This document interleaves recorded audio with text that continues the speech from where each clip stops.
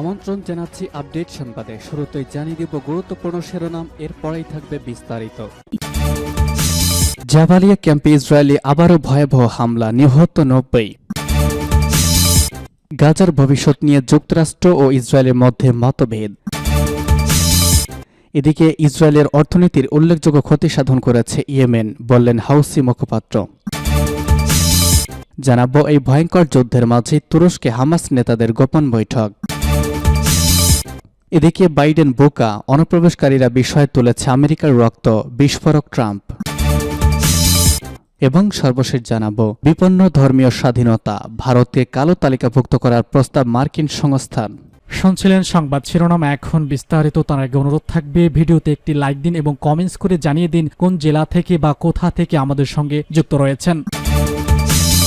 Jabalia ক্যাম্পে Israeli হামলা, নিহত 90। ফিলিস্তিনের হামাস নিয়ন্ত্রিত গাজার উত্তরাঞ্চলে জাবালিয়া শরণার্থী শিবিরে হামলা চালিয়েছে ইসরায়েলি বাহিনী। এতে অন্তত 90 জন নিহত হয়েছে, আহত হয়েছে শতাধিক। আল জাজিরার লাইভ প্রতিবেদনে তথ্য জানানো হয়েছে। গাজার স্বাস্থ্য মন্ত্রণালয়ের পক্ষ থেকে বলা হয়েছে, এই বিমান হামলায় আল বারাস এবং আল আদওয়ান পরিবারে এক আবাসিক ব্লকে চালানো হয়েছে। নিহতদের মধ্যে নারী ও শিশু আছে। এছাড়া এখনও নিখোঁজ রয়েছে অনেকে। আশঙ্কা করা হচ্ছে ধ্বংসস্তূপের নিচে অনেক লাশ আছে, তাদের উদ্ধারে স্থানীয়রা চেষ্টা চালাচ্ছে। প্রতিবেদনে বলা হয়েছে, আহত অনেক নারী ও শিশুকে স্থানীয় হাসপাতালে নিয়ে যাওয়া হয়েছে, কিন্তু হাসপাতালগুলো ইতিমধ্যে রোগী দিয়ে পূর্ণ হয়ে আছে।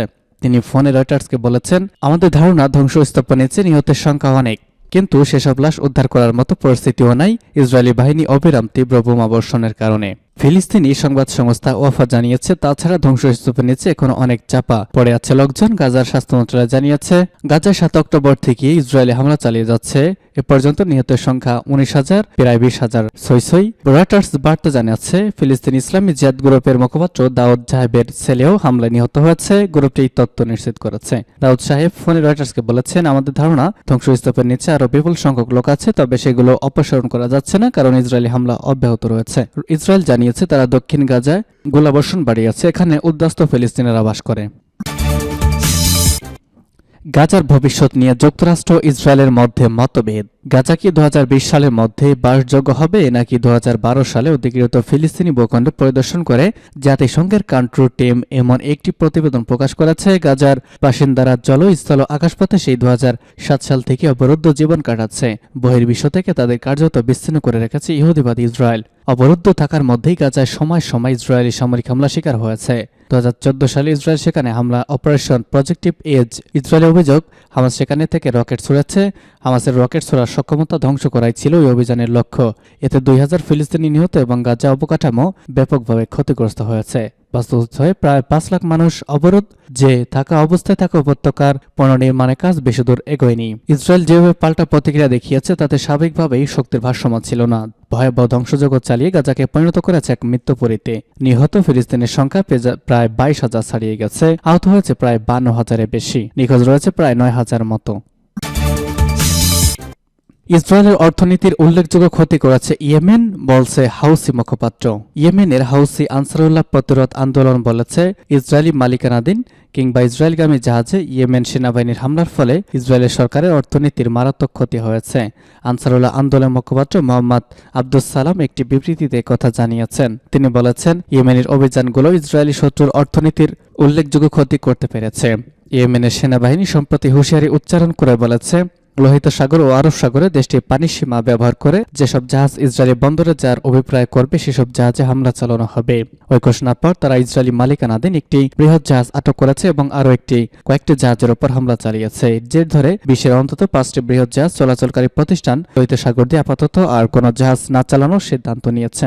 বিবৃতিতে আনসারুল্লাহ আন্দোলনের মুখপাত্র আরও বলেছেন, ইয়েমেনের সশস্ত্র বাহিনী যা কিছু করছে তার উদ্দেশ্য গাজার উপর থেকে অবরোধ প্রত্যাহার করা এবং ওই উপত্যকায় ইসরায়েলি আগ্রাসন বন্ধ করা। তিনি বলেন, তোমরা যদি ইয়েমেনের নৌ অভিযানগুলো বন্ধ করতে চাও তাহলে গাজা আগ্রাসন বন্ধ করো এবং সেখানে খাদ্য ঔষধ পৌঁছাতে দাও।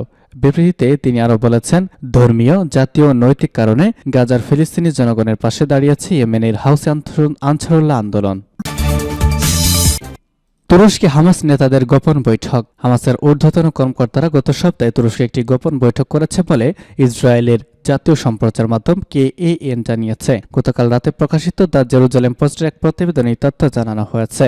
হামাসের রাজনৈতিক ব্যুরো ডেপুটি চেয়ারম্যান সালেহ আল আরুরি বৈঠকের প্রধান ছিলেন। সালেহ আল আরুরি বৈরুতে তার বাসভবন থেকে অংশ নিয়েছিলেন। এছাড়া কাতারের রাজধানী দোহায় বসবাসকারী হামাসের সাবেক প্রধান খালেদ মাশাল ওই বৈঠকে অংশ নিয়েছেন। কেএনএন-এর মতে হামাসের আরও বেশ কয়েকজন ঊর্ধ্বতন কর্মকর্তা ওই বৈঠকে উপস্থিত ছিলেন। বৈঠকে বলা হয়েছে, বৈঠকের স্থান হিসেবে তুরস্ককে বেছে নেওয়া হয়েছিল, কারণ সেখানে নেতাদের সাথে দেখা করার জন্য যথেষ্ট নিরাপদ বলে মনে করা হয়। এই আর কারণ হিসেবে দেখা হয়েছে, তুরস্কের president Recep Tayyip Erdogan Israel Hamas যুদ্ধ শুরু হওয়ার পর থেকে ইসরায়েলি বিরোধী বক্তব্য ব্যবহার করে আসছেন।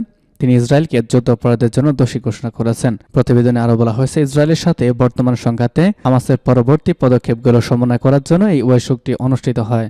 এদিকে ফিলিস্তিনি কর্তৃপক্ষের সর্বশেষ পরিসংখ্যান অনুসারে গাজা উপত্যকায় ইসরায়েলি হামলায় কমপক্ষে 22,000-এর বেশি ফিলিস্তিনি নিহত হয়েছে, যার মধ্যে 12,000-এর বেশি শিশু এবং নারী। আহত হয়েছে 52,000 এর বেশি। গত মাস থেকে অবরুদ্ধ ছিটমহলে ইসরায়েলের অবিরত বিমান ও স্থল হামলায় হাসপাতাল, মসজিদ এবং গির্জাসহ হাজার হাজার ভবন ক্ষতিগ্রস্ত বা ধ্বংস হয়েছে।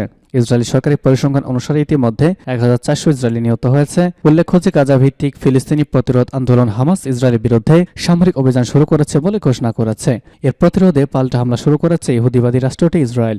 একটি বিবৃতিতে হামাসের সামরিক শাখার প্রধান মোহাম্মদ দেইব বলেন, শনিবার সকালে ইসরায়েলে 5,000 রকেট বর্ষণের মাধ্যমে অপারেশন আল আকসা স্টর্ম শুরু হয়েছে। হামাসের ইসরায়েল গাজা থেকে অনুপ্রবেশের কথা স্বীকার করেছে। সূত্র দ্য জেরুজালেম পোস্ট। বাইডেন বোকা, অনুপ্রবেশকারীরা বিষয় তুলেছে আমেরিকার রক্ত, বিস্ফোরক ট্রাম্পের মন্তব্য। এমন মানুষ যাই আইটিএম কম নাম না করে মার্কিন প্রেসিডেন্ট জো বাইডেনকে এভাবে কটাক্ষ করলেন সাবেক মার্কিন প্রেসিডেন্ট ডোনাল্ড ট্রাম্প। সেই সঙ্গে বেআইনি অনুপ্রবেশকারীরা দেশের রক্তকে বিষয় তুলে ধরেছেন, তোপের মুখে পড়েছেন। নিউ হ্যাম্পশায়ারের হ্যারহেমে এক জনসভায় ভাষণ দেওয়ার সময় প্রবাসিদ্ধ আগুনে বক্তৃতা দিয়েছেন ট্রাম্প। উল্লেখ্য, মেক্সিকো সীমান্ত হয়ে বহু মানুষ আমেরিকায় প্রবেশ করেছেন আশ্রয়ের খোঁজে। ক্ষমতা এলে মার্কিন মুলুকে শরণার্থীদের অনুপ্রবেশ ঘটাতে বা আটকাতে এই সীমান্তের প্রাচীর তোলার ঘোষণা করতে দেখা গেল তাকে। এদিন ট্রাম্পের দাবি, আফ্রিকা ও দক্ষিণ আমেরিকা থেকে শরণার্থীরা প্রবেশ করতে চাইছেন আমেরিকায় এবং তারা সে দেশের রক্তকে বিষাক্ত করে তুলেছেন, এই দাবি করেছেন ট্রাম্প। সেই সঙ্গে নিজের প্রতিদ্বন্দ্বীকেও খোঁচাও মারেছেন ট্রাম্প। বাইডেনের সীমান্ত নীতির সমালোচনা করে তাকে এমন একজন যার আইইউ কম বলেও খোঁচা দিয়েছেন তিনি। তবে এক্ষেত্রে ক্ষান্ত হননি তিনি। 77 বছরের রিপাবলিক নেতা পরে নাম করে তিনি বলেছেন, যতদিন জো বাইডেন মসনদে আছেন ততদিন আমেরিকার স্বপ্ন মৃত থাকবে। তাকে আমেরিকার ইতিহাসের সবচেয়ে নিকৃষ্ট প্রেসিডেন্ট বলেও দাবি করেছেন ট্রাম্প। আগামী বছর আমেরিকায় নির্বাচন, শেষ পর্যন্ত কি হবে তা নিয়ে জল্পনা শুরু হয়ে গিয়েছে। অনেকের মতে জো বাইডেন ফিরতে পারেন মসনদে, কিন্তু উল্টো মতক্রমে জোরালো হচ্ছে। সাম্প্রতিক সমীক্ষাও দেখা দিয়েছে, সেদিকে নির্দেশ করেছে ওয়াশিংটন পোস্ট ও এবিসি নিউজের ওই সমীক্ষার দাবি, বাইডেনকে হারিয়ে ফের প্রেসিডেন্ট হতে চলেছেন ট্রাম্প। এই সমীক্ষা চমকে দিয়েছে সকলকে, যার পর থেকে আরো জোরালো হচ্ছে ট্রাম্পের প্রত্যাবর্তনের সম্ভাবনা। এবং সর্বশেষ জানিয়ে দিব, বিপন্ন ধর্মীয় স্বাধীনতা, ভারতকে কালো তালিকাভুক্ত করার প্রস্তাব মার্কিন সংস্থার। ভারতে ধর্মীয় স্বাধীনতা ক্ষুণ্ণ হচ্ছে, আক্রান্ত হচ্ছেন আন্দোলনকারীরা, সাংবাদিক এবং আইনজীবীরা। এই যুগ থেকে ফের মোদির কালো তালিকাভুক্ত করার সুপারিশ করল US commission on international religious freedom.